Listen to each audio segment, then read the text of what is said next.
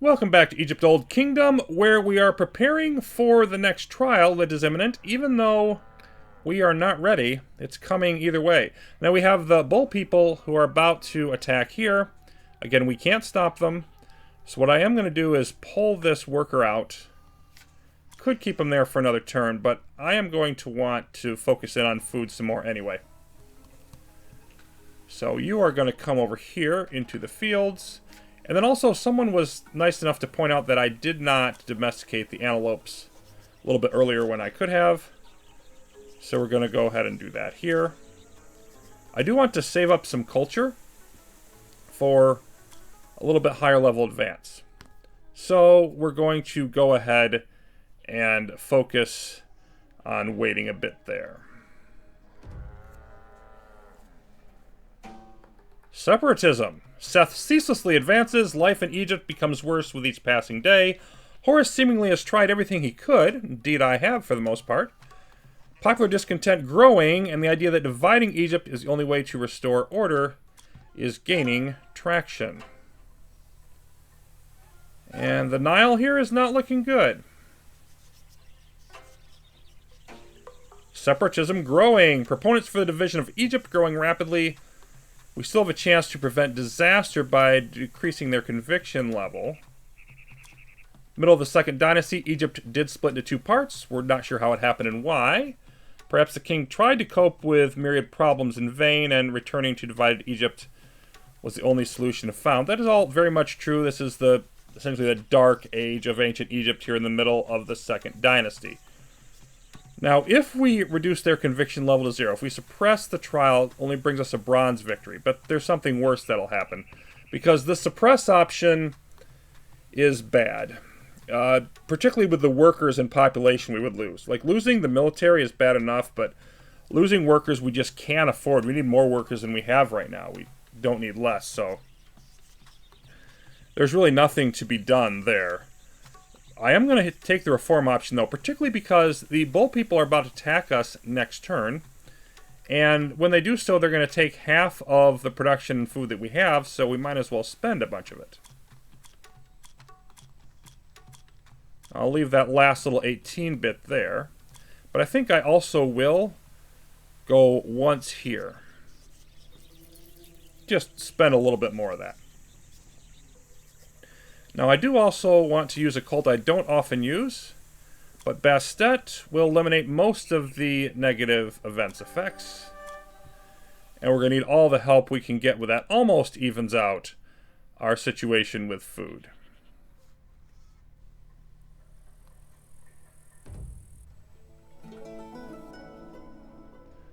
And we have to retreat from the bull people. So we've explored Alashia. So Anatolia will be next. Grain fields are up. And at least we're balanced now on our resources. Mostly just because they took a bunch of them, but still.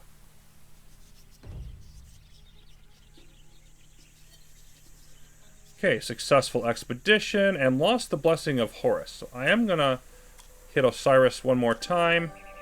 Just get every bit of military we can from Horus. Also ready for our next advance, which is social elevation, because we get culture and something new as well. Powerful bureaucratic system was created to bolster the growing influence of the cult of ancestor worship. Thousands of unique titles, vividly demonstrating anyone can succeed in the king's service. Talent and diligence became more prominent than one's pedigree. And that last line is controversial at best.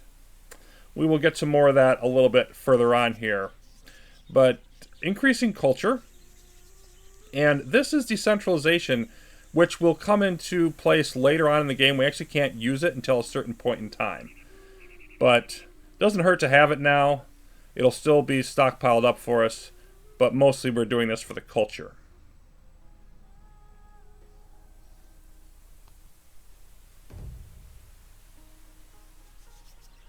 Another successful expedition. Excellent.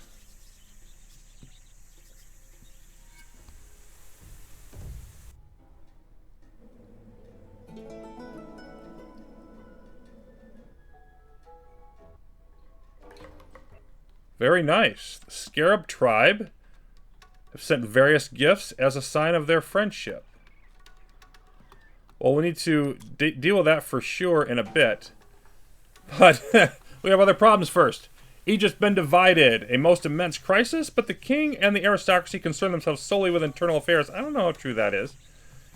We can't attack regions outside the Nile Valley, no problem. We weren't planning on doing it anyway. Okay, we haven't actually exceeded the population limit. This just triggers because that message came up before this came into place, which is austerity measures during the crisis here. We don't have to pay half of our upkeep. We don't have to deal with half of military retirement, and we get the +3 worker limit, so that got us back into the positive. Otherwise, it would have been 43 over 42.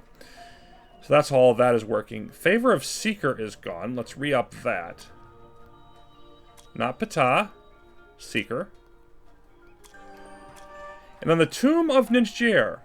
Now, Ninjir reigned for probably about 45 years. But it probably wasn't a particularly great reign. There are some hints of military conflicts happening when he was around and some discontent and all of that.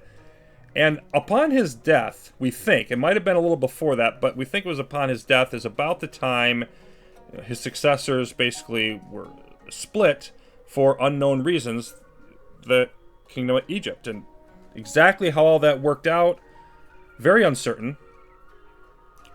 But it is really the exact point at which we are, so the timing worked out quite fortuitously here. I do need to do something here, though, that I'd prefer not to do, but I have to admit defeat. And that is, I'm going to stop building tombs for the moment, build lower, smaller ones later on to finish up the Second Dynasty. But there's no way that I'm going to get through this trial and still be throwing resources at that. And I'm at a point now where I need to boost the population and get back to relative prosperity. And if I don't take a pause and do that, and I keep going for the historical option on all the tombs, then I'm simply going to, end at a point where I can't keep up with all the maintenance and just keep cycling downwards and downwards. It's already happened to a degree, but I've just sort of reached the point where I can't sustain it anymore. So if we had had better fortune, if things had gone really well for us at the end of the First Dynasty, beginning of the second one, I think I could have pulled it off. But that's not the situation that we're in. So I'm going to yank you as well, because notice that you're just sitting here doing nothing, but it kicked everybody out of the other regions along the Nile, not this one. But we can't do anything useful with them. We still need to get some more food, so let's make that happen. Let's see.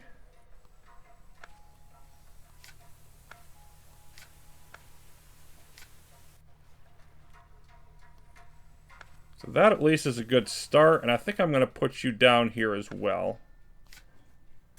Then let's see about the Scarab people. Now, they, 91% approval. So we wouldn't really benefit so much from this. Let's just give them 15 of their luxuries back. There we go. And we can peacefully assimilate them. Outstanding. Now I think I'm going to trigger one more population. Not both of them, because that would get me too tight on food. Okay, so what do we want to do with these workers? Well, let's go ahead and clear this out. And let's see, we can do a little more scouting here. And I think we'll throw one in the workshop. So now we're almost even on food. Positive, we have plenty of luxuries. Yeah. I think that's where I want to be.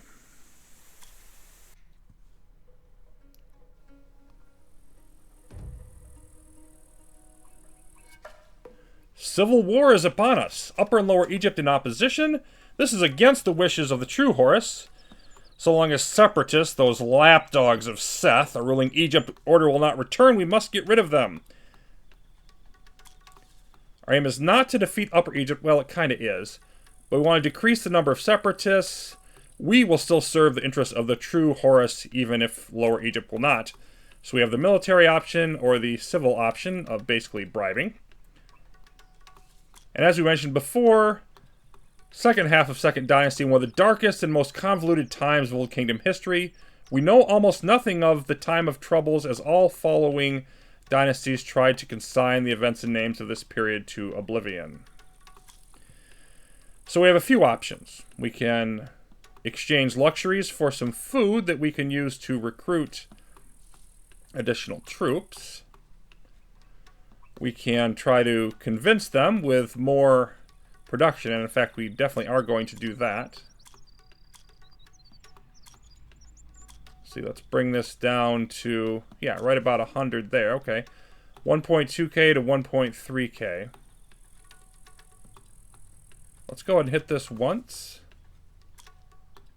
I might want to do it again later. We will see how all of that transpires. We outnumber them for the moment, but no. Let's check out Arabia here. Okay, you're headed off to the Horn of Africa next. But if we wanted to get the gold victory, then we would need to immediately throw one of our populations down to one of these areas and attack. But you can see the numbers there definitely not in our favor, and only 40% of our total would be able to get there. If we attack now, we will lose. So I have to wait a little bit longer, but I'm going to aim for the silver, as I mentioned. So it's sort of a balance. You know, what's the point at which we can actually afford to go in?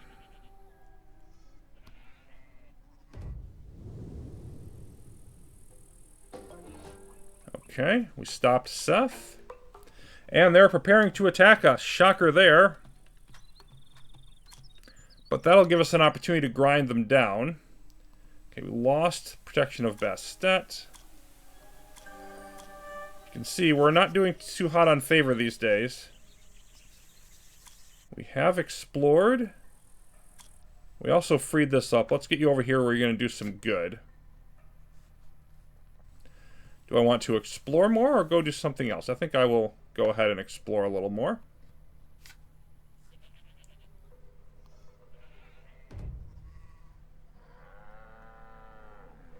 And now we're actually going to yank you out because it is time for something else. You are going to ride up here. And I think now is the point where we can safely, well, not safely, but have a chance of succeeding if we commence the attack. So it's going to be a lot of brinksmanship here and just timing it out right and hitting them at just the right moment.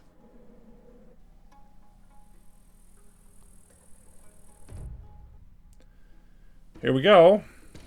I mean, everything going our way, even poor organization, so... No! I did not need an ambush! Oh boy, that's going to make things so much harder. Yuck. We lost 290. They lost more, but still. King Peribsen has assumed power over Upper Egypt, refusing to call himself Horus. Proclaims himself to be an incarnation of Seth, returning to the old custom of royal burials in Abydos. And it says his actions led to religious schism. They are, at the very least, taking some liberties here. They would have done well to remember what they said earlier, that we know almost nothing about this period. Now, towards the end, Kasekami is much better attested, and did in fact use symbols of both gods Horus and Seth. But Peribsen, we don't even know when he reigned, but specifics of his reign, there's like nothing. So I think they're being a little bit speculative there.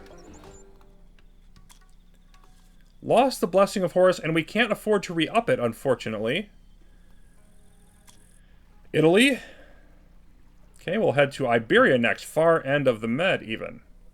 We will grab one more research bit. Hereditary bureaucracy.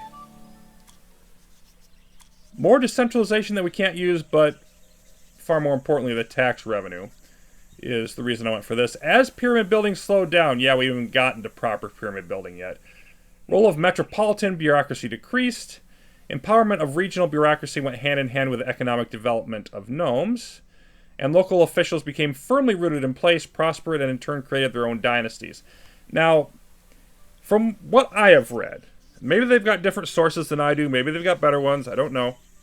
That's very possible. But from what I've read, the hereditary aspect is much more prominent than the sort of meritocracy that they described in the previous advance. That people would, have some upward mobility to a degree, but once they established a position, they would really try to hand it on to their successors and their offspring. So, nepotism. And we have how long? We have 4 turns left. And we're definitely need to pull out all the stops thanks to being ambushed there that one time, but we still have a chance. And they're going to attack us again. They better not ambush us this time. And we're gradually recovering some of our military, but it's slow.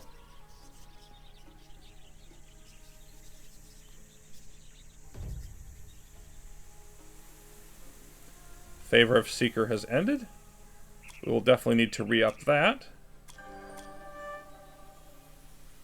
2 turns left. Let's spend a bit more, I think.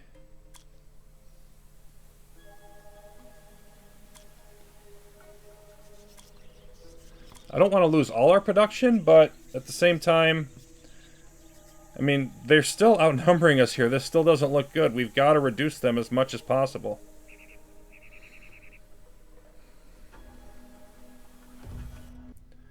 Okay. Well, no ambush this time, thankfully.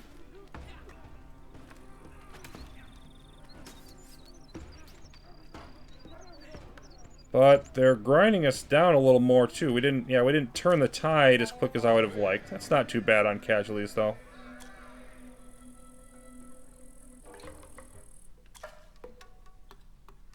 King Kasakem, who we are not even sure existed. It could be the same person as Kasekemni. There's some debate on that. Unlike his predecessor, Peribsen, who we have no reason to think was, well, not no reason, but no confidence that was his predecessor at all, he calls himself Horus. Gods have blessed him with great strength, stature, and intelligence. Yeah. So, basically everything I said about Peribsen. It's pretty speculative here, but they add more separatists, which sucks. And we are now at yuck. I was hoping it'd be a little bit more even than that by now. Well, we have no choice but to go in on Nath. And we can't afford to do Osiris and Nath. Now what's it say? Still slightly outnumbered. We're going to have to do everything that we can here. We will go ahead and recruit more.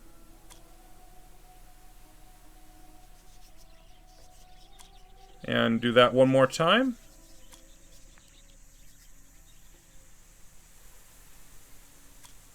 I could go one more, but I'd rather not. I'm going to hope that's a good enough margin. I don't know if it is. I mean, I hate throwing that much. We need to increase our population. I hate doing that with our food, but I don't see where we've got a choice in the matter. Okay. Here we go.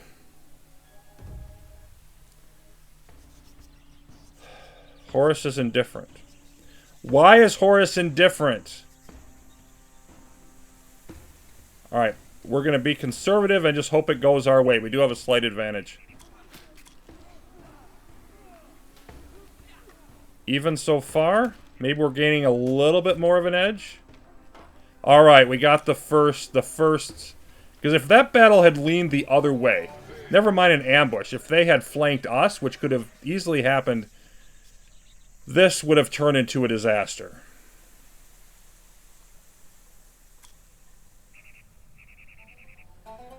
Silver victory! No more proponents of divided Egypt remain. Kasakem, ruler of Upper Egypt, was chosen to be the king of Egypt. He changed his name to Kasekemwi. Yeah, we don't know for sure if that happened or not. putting it into a cartouche under Horus and Seth. Now, that did happen. Khasakemni's name means something along the lines of the two powers emerges. And literally the only king in Egyptian history that had on his Serach both Horus and Seth. And there are some theories that this was more of a political unification, but in fact, there's enough evidence the other way that no, this was a military conquest of the other half of Egypt that actually happened here. Now, would have had to do this 2 turns earlier to get gold, but I will definitely take the silver, and I feel fortunate to have gotten it. Appears that it was Khasakemni, not Scorpion or Narmer, who created a centralized state of Egypt. Well, I think that's going too far. Cruelly punished separatists, executing 48,205 and enslaving a further 47,209. At least the second number here is actually inscribed on the bottom of one of his statues. So there is some validity behind these numbers. His victory coincided with the end of the drought. Since then, nobody doubts the divinity of Horus's. So the army goes back to normal life. So we only got them temporarily. But the climate does change for the better once you finish this trial, which is yet another reason to do it quickly. A gift from the gods for unifying and strengthening Egypt. Seth has been weakened. Horus seizes back his lands. And deserts become arid, a nice place for hunting and grazing. 5% growth in food instead of having it decline, and 5% favor. Population of Egypt will grow more quickly, etc. Oh, and they're giving us something new to do. King Khasakemni's constructions. Wishes to prepare personal eternal dwellings and order to start preparations. Super. So we have 8 turns left in the second dynasty. We've still got a couple more tombs to make. Khasakemni wants us to build some things. We do have relations improve. I'm not going to need Bested anymore. Another expedition. Arid period over. So this is going to be a good point for us to reset now. 2720 BC. And see if we can recover some prosperity. We're going to be able to put some people back in all of these areas along the Nile now. Still going to be touchy, but we definitely dodged a bullet with this. So thanks for watching. We'll be proceeding with basically the final act of the game is probably beginning at about this point. Coming up next.